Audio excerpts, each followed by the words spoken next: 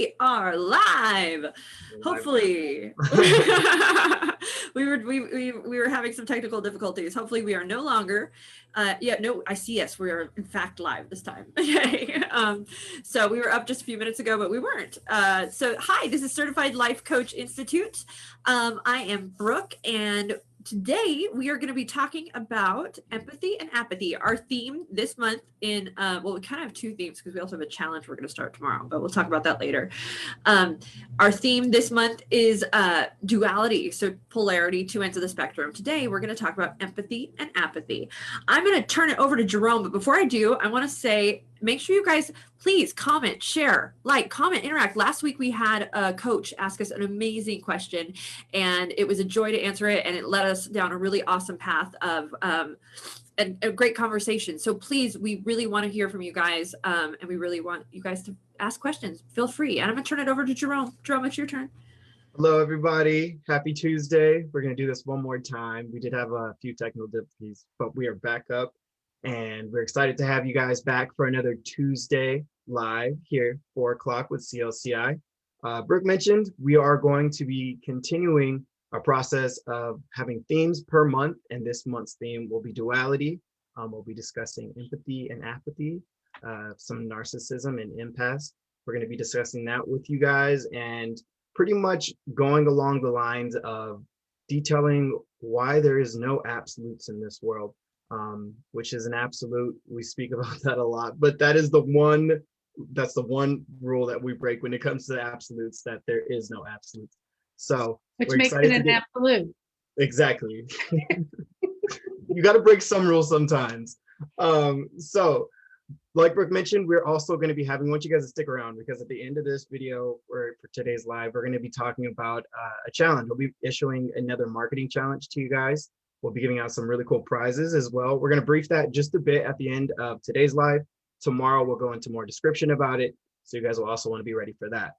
I will go ahead and pass it over to Lisa now, so she can introduce herself, and then we'll get started. Welcome, everyone. Thank you again for watching, liking, sharing, and making amazing comments that contribute to our path of coaching. So when we are talking about the polarities, the yin and the yang, we can't do life without having that concept, right? It's still going to have a benefit for one side, even on to the opposite side of that. Yin and yang play a part in our world. You can't live without that duality. Yeah. Well, I think we can. Well, okay, that's true. I agree with you completely. Like, I think we are remiss to dismiss the other sides of ourselves, which we often want to do. We often want to deny the parts of us that we don't like. It's Freud, the shadow, right? It's we don't identify with the parts that we don't like about ourselves. But what's funny is we often identify with them in other people, because when we see them in other people, that is, in fact, us seeing them in ourselves in many ways. And so that's a little bit of what we'll be talking about. But there's a lot of schools of thought that will say, if you embrace that other side of yourself, and that doesn't mean like, celebrate always yelling and screaming and being angry or something. It means just start to explore that parts of yourself you don't like. You start to accept those parts of yourself and become a whole human being. Well, it's accepting it and then finding alternative ways. So if you're pointing out somebody else's anger issues, where have you had anger issues? You can reflect that question back to yourself. And in those places where you've had anger issues that you were more, what's the word? Not uncontrollable, but lack of neutrality, I guess, would be, if you're on the other side, right? The yin and yang, if you're on the other side of that, the idea is, where can you improve? What can you do different? What can you recognize in yourself that you just saw in someone else? And that's sort of what we'll be talking about all month, is that yin and yang, those black and white moments, those categorizing. We as people do in general, we tend to categorize people. Why? Because we want to know what we're going to expect in each situation, but that doesn't mean that you can always expect those things. In fact, I quite enjoy when something unexpected happened. Life would be boring if it weren't. So real quick before let's talk about empathy and what empathy is and how empathy is really very critical in coaching. I mean, if you're a coach, that is definitely, I would say, one of the cornerstones of coaching, without a doubt. Who wants to define empathy? Well, I think empathy is really just to put another definition to it would be being mindful, being aware of not only how you're feeling, but how the person across from you or the people around you are feeling, and to take that with grace. And I think part of it is to move with that understanding, to let it be kind of a guide as to how you express yourself when you are interacting with other people. I think of empathy more in how I can neutralize myself and hear and accept what someone else That's interesting. is saying, where I don't have to put my judgment on them in the process of discovery, I guess you could say. In my world, like, because for me, I've always thought empathy, the definition of sympathy is that you can see what somebody else is feeling, essentially. For me, empathy has always been that I know what that feeling is like. I understand that feeling because I too have felt that feeling, and so I can empathize with that person and where they are, or where they're coming from, their experience. It may not be that I have a complete understanding because everybody's experience is individual, but that I have some personal experience with their life experience or their emotion, and I am able to therefore relate or identify with them as a result of that. Not so much relate or identify, but be able to have a space of hearing what they're saying. When we get into that identification concept, that's more the sympathy side of things. The sympathy where you okay, so one of my stories is I had a friend that got murdered many years ago, and I needed to be in a place where everybody else was feeling exactly how I was feeling. That's sympathy, right? Somebody who would have been in empathy is not in that place necessarily in the same emotion that I'm in, but they are able to hear what I'm experiencing and be right there and hold space for me. It's holding, yeah, that's the holding space aspect. And then the holding space and then validation as well. A lot of times comes with that. Yeah. And the whole building trust. But now when we speak about empaths, when somebody calls themselves or identifies as an empath, how do you guys define empath? Because we've all, I mean, just in defining empathy, we got 3 different definitions. So yeah, I'm curious. I think my definition of empathy was more so along the lines of what an empath is, and kind of how they work within the world.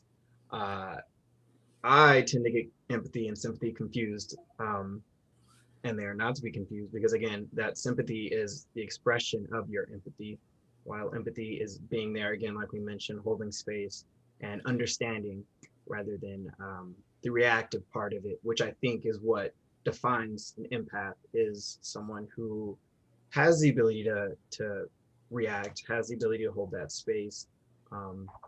Those 2 things I think really define what an empath is. By the way, hi Letitia Walker and hi Deborah Mack Rankins.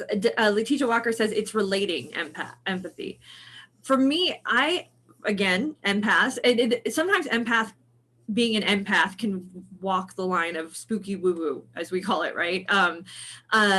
It's, to my understanding and my belief, if you're an empath, you're somebody who can feel the energy in a room, feel the emotion, feel basically sense to some degree what is going on, and you're capable of feeling. So sometimes empaths will talk about being overwhelmed with emotion, or being a room having a lot of energy where there's a lot of emotion. They cannot think clearly or function in that space because there's so much energetic emotion going on that they have to go and clear their energy and walk out of the room and sort of clear their heads. And to my understanding, that is what an empath often is. Lisa? So I'm going to take it to a different little story that I picked up from another class that I was in, learning myself, a little more sciencey. And they were able to measure, and I don't know what the measurometer is called, but they're able to measure the energetic exchange. So there was a young neurocardiology, by the way, that's like neurocardi. I love it because that is why our hearts sync up. That's why when we're sleeping, our heart rates will sync up. It's why there's so many things that it's because of the energetic field our heart puts out, essentially, and it's amazing. Sorry. So they were even taking it with an animal. Sorry, the phone. I think all three of our phones start ringing at the same time. To a dog. It was the young man's dog as it is himself. And they were measuring the energy exchange, that heart energy that you're just speaking about, between the animal and the human, and that exchange and how far apart that force field, I'm going to call it force field, it's not what they call it, but it was about 6 feet away that they could have and measure that energy exchange. Now just think if we are in a room full of people who are highly charged, even I don't know if you guys remember, I don't know what year it was, probably 15 years ago, maybe 20 years ago, we had in LA that riot. Well, I was just going to say it's more than just energy though, because what we cannot deny is we as humans, we excrete pheromones, we excrete, stuff that we don't even realize. This is something I know. I've studied fear my entire life. I used to scare people for a living, and then I went to a very scared individual. And because of that, I have a huge fascination with fear, and I've studied fear, and fear is contagious. Why? Because if you get a group of people in a room, one of them is afraid, they will start to excrete a hormone or a pheromone, and then the next person smells, and on a animalistic level, their fear levels will heighten, and you multiple that, multiple. Everybody starts to react in this fear state, and it's fascinating. And we take that person who is highly sensitive to outside influences, and that's that empath that can feel and maybe not understand why they're feeling things, or maybe they have educated themselves and they do understand why. The bottom line is you have to understand who you are, what you're doing as a sensitive person, and recognize what's yours and what is not yours. So, and well, that's not, I want to say, when you say sensitive, I don't mean like sensitive, like not all empaths are weepy crying all the time. I don't mean sensitive like that. It's not that kind of sensitive, because I consider myself very empathetic in that regard, but I'm also, like we were talking about earlier, I'm an audio digital, as they say. So I see the world in patterns and rules, and I expect everything to sort of follow a certain pattern. A plus B equals C. If this happens, this person will react this way. Of course there are outliers. Of course things don't always go as planned. I love that part of it. But because of my ability to detach and just sort of look at things analytically, I often sometimes can appear colder. I mean, to those who know me, I'm not cold though at all. I can be cold and abrasive, and but I'm not. Once you get to know me, in fact, I'm a very emotional person. I have the full gamut of emotion. So it's not fair when we use the word sensitive. There's a lot of baggage there. It's sensitive to energy and others. It's not that you're a sensitive, weeping, delicate flower kind of thing. That's not the sensitivity that I was speaking about. It's a sensitive that you have I'm sensitive to that word, so that's why. Sorry, I was just, Lisa, go ahead. I'm stuck at the moment, so go for it. So that's again a very categorizing, right? So it's one of those things. What's something that's coming through here for me in all of this is, you notice we keep defining things and the nuances of definition and word, and how for each person a word can have a completely different meaning. And give a reaction in a whole different way. And that's very just something that I'm noticing in this exchange at the moment. So when we're speaking about empaths, we're talking about people who are sensitive to the emotions of others. The other end of the spectrum would be, we don't call them apaths, but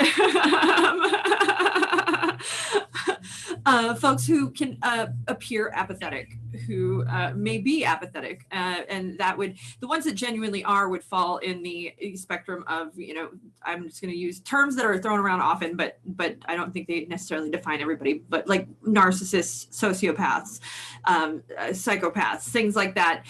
They tend to be apathetic, but that doesn't mean that everybody who is apathetic is one of those things. I want to be very clear about that. We can all have apathetic moments, and empathetic moments for that matter, right? So what's your definition of apathetic?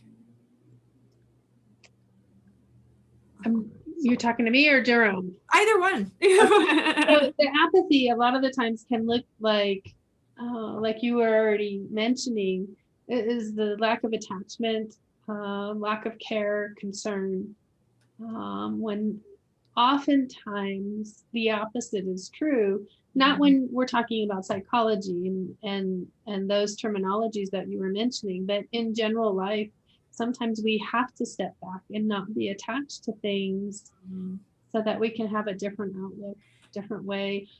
Maybe we have to survive. Maybe there's things that we had to survive and get through and not have the emotions that we had to go to the opposite, where we don't have the emotions that helped us get through a moment. As a coach, to some degree, you have to be simultaneously empathetic and apathetic, because you cannot get emotional in that. You've got to keep it together so that you can hold space and be strong for your client if they're in a, and that's not to say that you may not be feeling what they are feeling or empathizing with their present situation, but you as a coach should have a degree of apathy, right? I mean, that's emotional intelligence. Well, it's empathy. It's that empathy where you know and recognize your defined being and their defined being, and there's not that overlap. Well, and also you have to let go when they leave the door, right? You can't be emotionally invested in their outcomes in their life and what they do, the work they're doing when they're not in your space, essentially. So you have to have that ability to just let go of that and not be emotionally attached.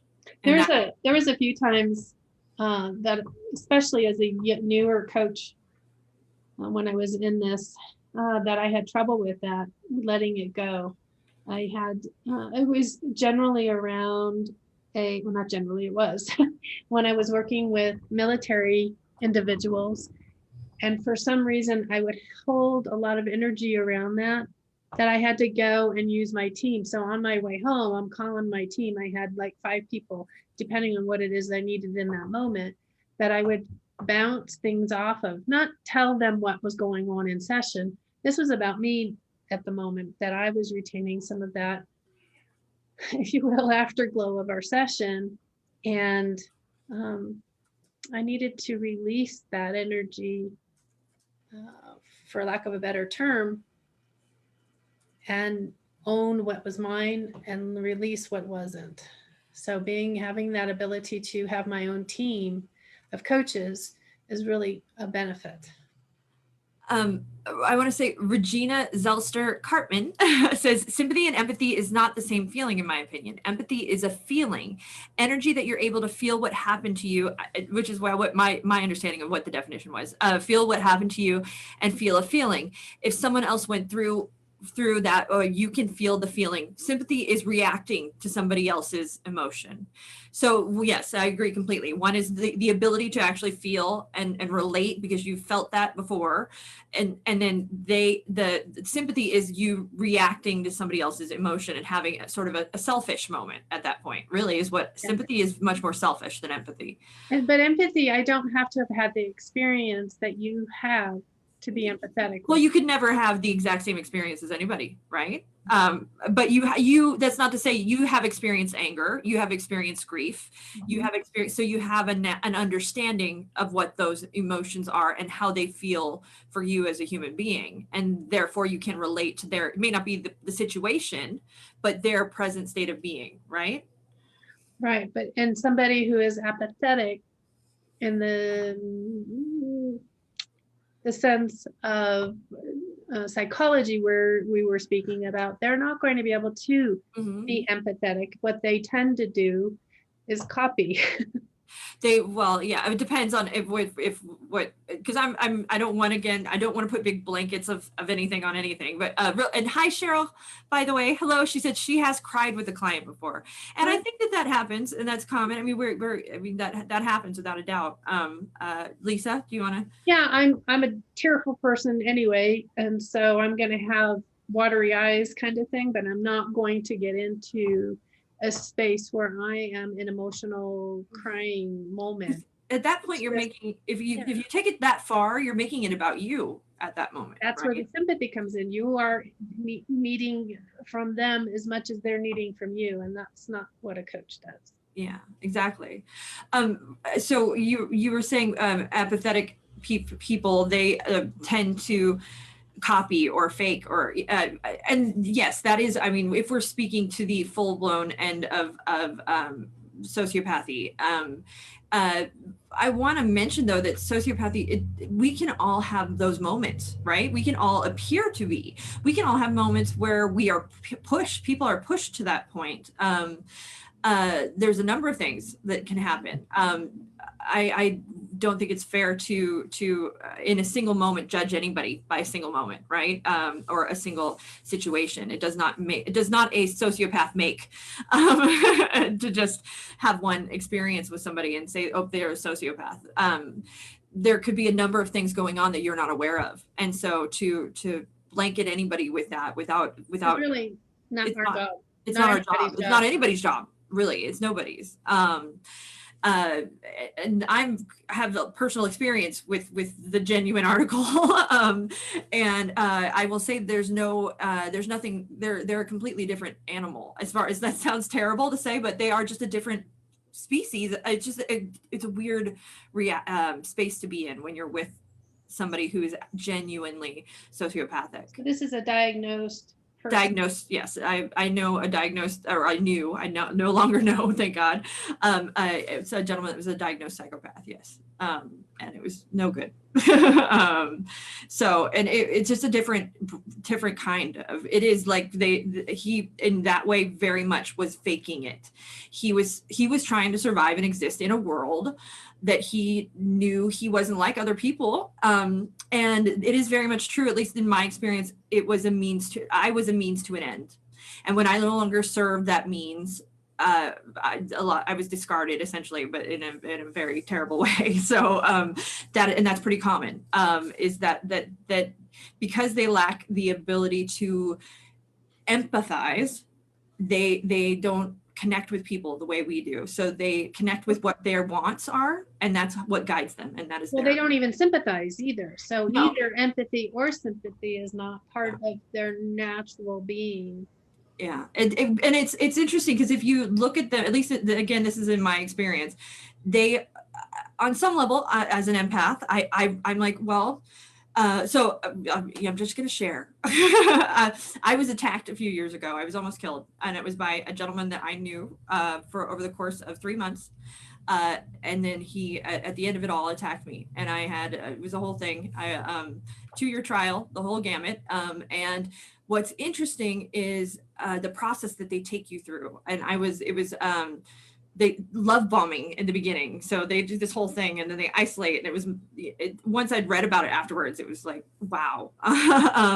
But what's weird is looking back at everything that went on, and seeing that process, that what he was doing, I had to realize, okay, wait, I didn't know what was real and what wasn't, what was a lie and what wasn't a lie, and I just had to let go of that, which was just terrifying. Like, that's weird. And the way he's navigating the world is he was just trying to survive at the end of the day. Right. And in his crazy way, which is not at all relatable. There was a period where I was wondering if that was where everybody was going. Like, is this a natural evolutionary process that we all just become, at some point we all become sociopaths, but no, we wouldn't survive. We'd all kill each other, I think, at the end. So, because nobody would have any heart or feeling. And that's why empathy is so important, right? Empathy is critical.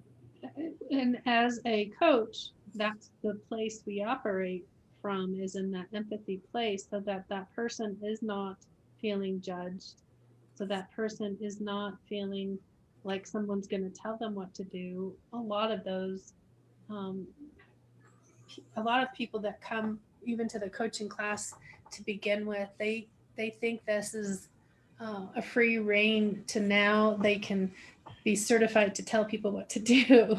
No. And that their advice is the way, and that, but that's not empathy, right? No, but I do want to talk about an interesting phenomenon, and that is the phenomenon of empathy, empaths and narcissists, and them being drawn to one another and them relating to one another. This is sort of an escape. It just is that there is an empath narcissist connection, and that's the two ends of the spectrum, because the narcissist is apathetic in theory, and what's interesting is, having been the empath in that, is I have to look back, and again, I have to say, it was honestly me being a little narcissistic that got me into that situation, because I ignored red flags. I thought I would be different. I thought I would be special. I thought I would be, and that's my ego right there. That's me being egotistical in that moment, and thinking that somehow I would be able to navigate. I would be different. This wasn't, this was the exception. This is, and so mind you, I was already pretty deep in there, but at that point, but those are like, I can change it. That is a moment of narcissism. And that's one of the reasons why we say empaths, you can be a narcissist at the same time. And it's that ego that I can change. I think too, in many ways, if we are, as empaths, sometimes we can be assumptive as well. And assume we know what people are feeling or what's going on, and we may not always, until we get the whole picture. So again, that's a coaching thing. You don't want to assume you know the answers, even though if you are empathetic, because you may not. It's kind of like somebody trying to tell me who I am and what I am. Kind of irritates me, because like, who are you? Yeah, don't put me in a box. Don't put me in a box. But if as empaths we are walking around telling people how and what they are feeling, that's a very kind of a narcissistic moment. Very ego-centered, ego-driven. Yeah, that's where the distinction of sympathy and empathy becomes really important, I think. Again, especially as a coach. How so? Well, again, if you are someone who you consider yourself as an empath, you want to feel that, you want to understand exactly how that person is feeling. But for you to go and, again, start putting labels on things, which could be described as being, sympathetic. Oh, I've been there. I'm so sorry to hear that happened. Well, especially in the coaching realm, you maybe necessarily haven't been there. Again, we spoke about how not everyone goes through the same exact, even if you've gone through that feeling before, you've had an instance where you've had that feeling overcome you never really know exactly what's going on. So yeah, and you honestly, we can't know what that person's feeling fully either, because just because we have experienced a similar situation does not mean that we process the same way somebody else processes. I know, so one of the things when I'm in an emotional space, a lot of times I have no idea what I'm feeling. I don't know why I feel what I'm feeling. I just know that I don't feel right. And I just don't know. And it's not until I get out of that emotional whirlwind space that I can actually sit back and start to identify, okay, this is what I was feeling. This is why I was feeling it. And I think this is common amongst empathetic people, is that because we're feeling, we aren't thinking. It's really hard for that feeling takes over and the thinking arrests at that point. And then, so you have to get out of the feeling space so you can get back to a thinking space, and then you're able to sort of connect the dots. But when it's another reason why you as if you're empathetic or you're in a highly charged emotional situation, if you can't handle it, you gotta exit and get out and get yourself back to level ground. That's that emotional intelligence, being able to identify when you are starting to get into that, oh no, this is me getting emotional space. As a coach, how do you manage that? What if something triggers you? If because not all coaches, I mean, coaches, we have had life experience. Some coaches have had trauma. Coaches, so how do coaches manage that in the moment of, say, a client comes in and just you're like, do you have any tips for that? So there's a few times that, again, in the beginning, when I was learning this journey of coaching and learning that separation of me as a coach and them as their experience,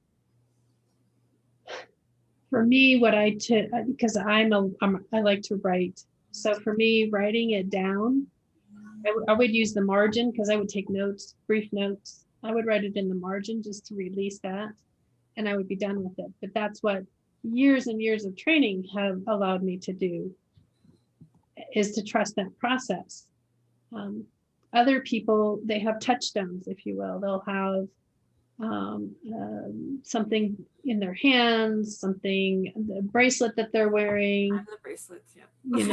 Maybe they have a stone, an actual stone. Maybe there's a picture or a point of view picture that they look to, that they find that fresh breath moment where they release that energy. Sometimes they just breathe. Sometimes you just really have to get up and shake it off and go out to the bathroom, right? So you want to be aware of what your needs are as well, because that you don't want to have it be interrupting in the client's experience. So Lisa and I are in a class. It's called Positive Intelligence, or it's a program, I guess you could say. And one of the things that we do is PQ reps, these little things where it's very simple. It's just shifting your focus from the emotion, the negative emotion, to something that is otherwise kind of neutral, you would say. So like, you just, instead of thinking about the emotion, you really focus on the way your fingers feel and you rub them together. And it's that you're redirecting energy to something that is neutral and that is not an emotionally charged thing. And it's actually hugely beneficial. So simple. It's about, you can do them with ones with your eyes open. That's the feeling one you can do. You can listen to the furthest thing away and listen to it. And it's just about changing that, getting out of that energetic of whatever that negative energetic is, or that feeling is, and changing the course of the energy, changing the path of that energy to something that is either neutral or positive. Honestly, Pika, Lisa, which is I changed my life, and that is about the same thing, is redirecting energy that exists already. So it's being able to see in the moment that that's not the direction, and then change that course of action. Yeah. I think this is a really interesting space where we're kind of coming full circle, where apathy in this space could be beneficial, where you don't necessarily have to attach yourself to the emotion of it all. And it becomes beneficial, especially again in this space of coaching, where you can continue to do your job as requested. And yeah, that's that letting that go, that not being emotionally invested. Creating the space for somebody else to feel and understanding and allowing vulnerability and creating and validating and all of that, but simultaneously not having their emotional issues become your emotional issues. And that's where that degree of, that's that balance. If apathy is not always a bad thing. Right. And from there, oftentimes people will think that they have to help this person. I have to fix this. They'll get into solution, and not solution from the client, but solution from the coach perspective, which is not coaching, right? So it's not about us fixing somebody. They're not broken, first of all. It's about understanding that space that we're holding for our client, if you will. We're that empty vessel, we're the empty vase, right? And they put the flowers in, or the whatever your analogy might be that works for you, but we are not filling them up. They're filling us up with their information and their sharing and where they want to go with. I want to, but that's very clear though, that and it's not that necessarily they're not filling us up in that regard of like their emotions are filling us up. No. It's that what we're doing is being curious and gleaning knowledge. We're trying to learn as much as we can about our client, not so we can tell them what to do, but so that we can ask questions so that they can open up their world a bit, right? And know more themselves and know more about themselves.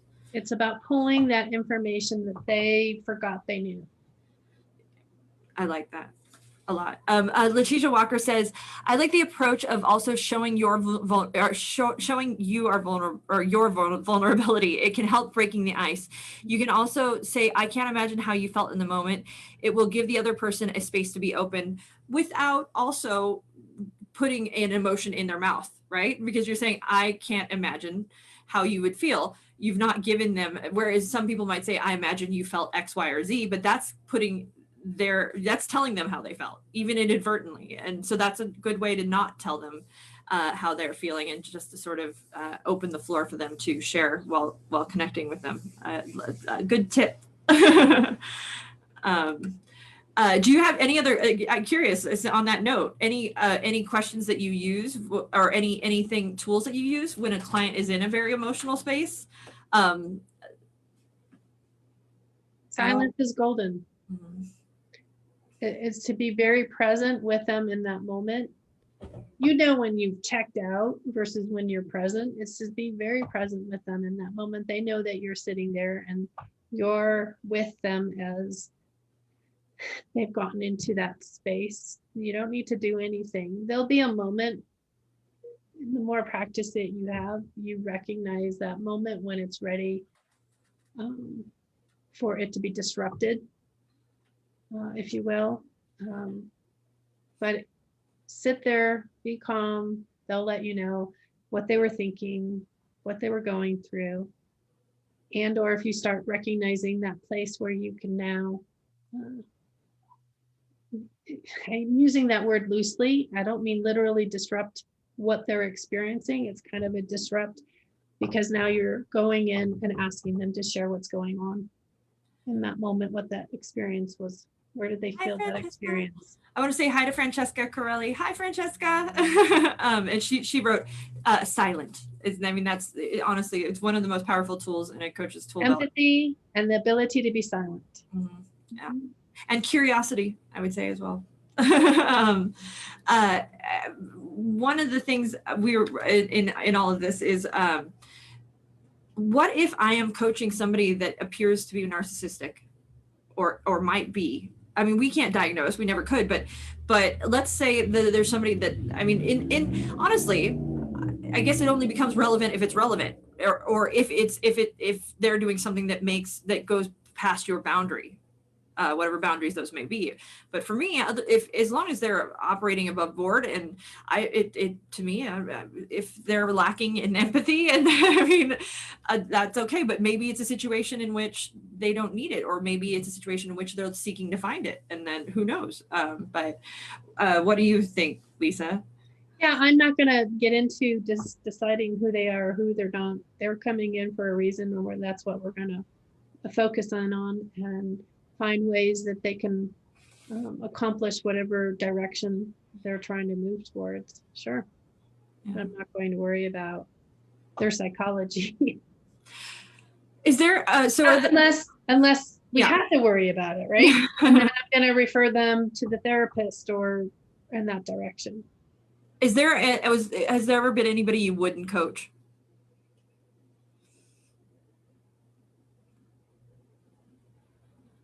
Nope. Nope. You've got no. Okay. No, I pretty much there was this one person who, it's not that I wouldn't coach them, but they weren't in a place that they could be coached because it's not what they needed at that time. Mm-hmm. And then I didn't diagnose this, but they needed a person who psychiatrists that practice psychology. Yeah. Because as I'm now judging this, they could see, and this is being facetious, they could see the monsters under the bed, they could see what they ate for dinner, and they can smell their breath. That's all of the things that that person was experiencing is not coachable. It's what I had to be aware and refer out. Absolutely. Yeah. And that's the, you know, being very clear about knowing the difference between coaching and the other support, I guess, professions, you could call them. And I agree. For me on a business level, there have been clients I have fired. So, but that's just because we do not get it's more, well, I've had it be because the clients, they're too difficult. I've had a client that was kind of narcissistic and I just was not going to put up with it anymore. I was done because they were pushing my boundaries, my personal, boundaries that I have set in my business, and it was just no longer feasible for us to work together, period. And then that in that case, absolutely severed ties, done. And then there have been like that. There's possible times where it's effective and where it's not effective, and when it's not effective, then another direction could be, or even just space. Sometimes it's just space that they need to go and experience and do and practice what. That's exactly what I was going to say. The other end of the spectrum is I've had clients who are very, very, very green in their business, like very, very just starting out. And I didn't feel comfortable accepting even their money at that point. I was like, no, you need to go out and you need to get some more experience under your belt before I can be successful working with you at this point. And right now I think that it just wouldn't be, the timing wasn't right. And it's not that I would never work with that person again. It's just that what I offer was not what they needed at that point. And so same with you. It's the same with coaches, people who have had trauma, things of these nature, you know, mental disorders, all of this. It's not that they can never be coached. They can only go to a psychologist or psychiatrist for the rest of their life. They have to be in a place that they're able to be coached. And so that's not to say that you can't work with them later down the road. It's just that in that moment, they have another issue that needs working on first before they can get to that coaching. And sometimes that is absolutely true, that there's other issues that take precedence over what we're doing. In other moments, it can happen at the same time, meaning they can be coached as they are doing the other therapies or direction that's helping them in a different way. Letitia Walker says she probably couldn't coach a known child offender. And I don't think you're alone there. I mean, it would be tough. Yeah, it would be. I mean, I think any criminal activity going on is going to be something that I would not want to coach, quite honestly. Somebody asked me one time, because I said that in class, I go, this is, just know myself. I couldn't work with this culture. And they go, well, how would you know? I go, I don't know how I would know. But if I did know, I would have to refer out. Yeah, well, I just don't want to. I would judge above the law, like, But I mean, that's not to say that they still are, and that. I just prefer. It's personal preference. It's judging, and I don't want to judge somebody, no matter what. That's somebody else's direction to help with, not mine. Yeah, and that's the thing. That's honestly, and there is somebody that will coach. There's somebody out there for everybody. I promise you, both in dating and in the coaching world. And when I said that, somebody else said that is a culture that I do work with. Yeah. And I went, wonderful. Everyone needs support. And that's so, again, another reason as a coach, it's a great idea to network, to know your fellow coaches, to find out what your fellow coaches' niches are and save their numbers and never lose a contact. So we only have a few minutes left. The last few minutes, let's get lighter. We're going to talk about a challenge that is starting tomorrow. What time tomorrow? At 3:00, since everything's threes in this challenge. So on 3/3, starting tomorrow, we'll be issuing various things you can do within this challenge. The overall caveat being hashtag CLCI live, and you will be entered into a drawing to win some awesome prizes, which I will share. Really cool. I'm so excited. So Jerome, do you want to share a little bit, and then I can give the prizes? Do we want to just give the prizes? No, you're going to share the prizes tomorrow. Hold it a secret. It's no. tomorrow. Oh No, god, we're sharing that's hard. today. That's hard to do. Oh Okay. my Okay, gosh. fine. We won't share the prizes till tomorrow. So tomorrow we're gonna tell you what the prizes are, but they're awesome. They're amazing, and we have to thank some people when we announce them because it's big news. Exciting. What we are challenging you guys to do is to get out of your comfort zone. To market yourselves, to go live. To Jerome, what else? Really just, again, like Brooke mentioned, to get uncomfortable, and to help yourself, especially, a lot of coaches we work with have the entrepreneurial mindset, and we just understand the fact of the matter is, if you're not out there showing yourself to the world, you're really not helping yourself. Actually, quite the contrary, you're hurting yourself. So we really want everyone, especially the new coaches that come out of our classes, who have the confidence, and we know that they have the confidence to be a coach, and maybe aren't necessarily 100% aligned with the business marketing end of the spectrum. We want you to be somewhat comfortable, to have a team to do it, have a team getting uncomfortable doing it, because we're going to be joining you guys. One of the things we want you to do in this challenge is to call other coaches out and have them join you. So do a live and then challenge somebody else in your, that that is a coach, to do the same thing. We're going to be doing a lot. What we're going to do over the next 3 weeks is so the challenge will be 3 weeks long. We're going to be releasing a bunch of how-to videos for you guys. So that's another thing. You can do a live and ask for a how-to video, and we will do our best to supply you that how-to. Just so you know, we've already put a post up in our alumni group, and some of the how-tos that we are going to be doing over the course of the next 3 weeks. We're going to be doing some stuff on niche work for sure. How to create a successful video and video content sort of thing. We're going to be doing a how to get your contract together. We're going to sort of go through the contract and go through refund policy and all of that good stuff. And of course, none of this is legal, but we it's not illegal either. lawyers, but we're going to go through how to set up, how you're going to set up your refund policy or cancellation policy, the different ways you can do that. We'll have a pricing how to, just all kinds of how to marketing things, how to, all of these things, and we're gonna do it for everything. We're gonna use will be a free platform that we use, maybe apart from one, so that way you guys can do that and practice with us at home, and it's exciting. So that'll be over the course of the next 3 weeks, and we'll be live tomorrow at 3. Like I committed us to it. Let's do 3:33. I'm just kidding. At 3, and that's Pacific Standard Time. I know somebody asked if it was Pacific. That's Pacific Standard Time, Letitia.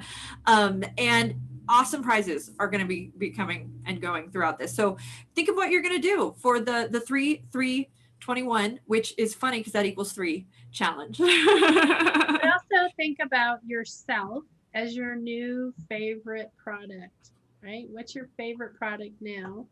You might have a favorite pair of shoes or a drink that you like to have, or whatever that is, that now you're the new favorite.